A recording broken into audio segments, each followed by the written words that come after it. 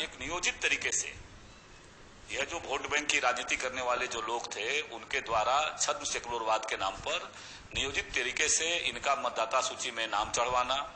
मतदाता सूची में नाम चढ़वाने के साथ साथ उन्हें भारत की नागरिकता संबंधित जो जो प्रमाण पत्र चाहिए वो 90 के दशक से प्रारंभ हुआ। हम लोगों ने उस समय विद्यार्थी परिषद के नाम से एक आंदोलन, बहुत बड़ा आंदोलन खड़ा किया था और 1994 आते आते भारत सरकार के गृह मंत्रालय के आदेश पर उस समय साहेबगंज जिला के डीसी, जो एकीकृत जिला था पाकुड़ जिला साहेबगंज जिला, उन्होंने श्री सुभाष शर्मा ने 17,054 बांग्लादेशी घुसपैठियों का नाम मतदाता सूची से डिलीट किया था। 1994 की बात कर रहे हैं। 1994 की बात कर रहे हैं। और उन्होंने डिलीट तो किया, लेकिन जो डिपोर्ट करने की मांग हमारी थी कि उनको वापस बांग्लादेश भेजा जाए, क्योंकि उस क्षेत्र का जो भूगोल है, खास करके बांग्लादेश का जो सीमावर्ती इलाका है, जो पश्चिम बंगाल के दिनाजपुर, मालदह, मुर्शिदाबाद के सीमा से मिलता है, वो सीधे सीधे जल के रास्ते से इस प्रकार से बहुत वहां का जो जनसंख्यिकी 20-25 किलोमीटर दूर है, बांग्लादेश दूर भी है और जनसंख्यिकी अनुकूलता उनके पास है। जो उस क्षेत्र का जो भूगोल है, भूगोल भी उनके अनुकूल था। उस पश्चिम बंगाल के अंदर मालदह जिला का जो कलियाचक है, जो अंतर्राष्ट्रीय केंद्र बना हुआ है, वह केंद्र इसमें बड़ी भूमिका निभाया था और स्थानीय जो वोट बैंक की राजनीति के लिए छद्म सेकुलरवादी राजनीतिक दल थे, उन्होंने घुसपैठियों को संरक्षण दिया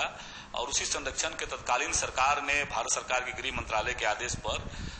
उस समय के जो डीसी हुआ करते थे सुभाष शर्मा जी, उन्होंने 17,054 बांग्लादेशियों का केवल मतदाता सूची से नाम काटा, जो हम लोगों ने आपत्ति दिया था। और बाद में उनको डिपोर्ट करने का बात नहीं हुआ, वो मतदाता सूची से नाम यहाँ काटा और देश के अन्य हिस्सों में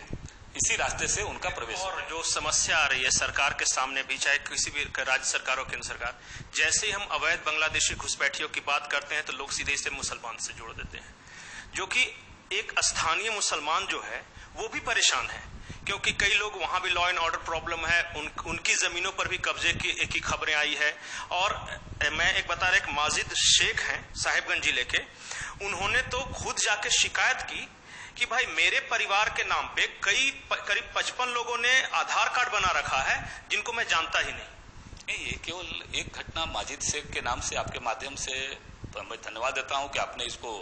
उद्घाटित किया, लेकिन इस प्रकार के दर्जनों घटनाएं उस क्षेत्र में हो रही है। और आज तो स्थिति यह है कि आपको ध्यान में होगा कि विधानसभा के पटल पर जब जनप्रतिनिधि बनने के समय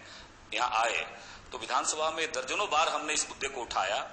और तत्कालीन उस समय रघुवर दास जी की सरकार ने भी भारत सरकार को जनसंख्या विभाग को भेजने का काम किया, एनआरसी अपडेशन का मांग। और हमने ये मैं ये बात कहता हूं कि यह केवल राजनीतिक चश्मे से न देखें, यह हमारे उस क्षेत्र विशेष के लोगों के जीने मरने की बात है। यह कोई सांप्रदायिक वातावरण पैदा करने के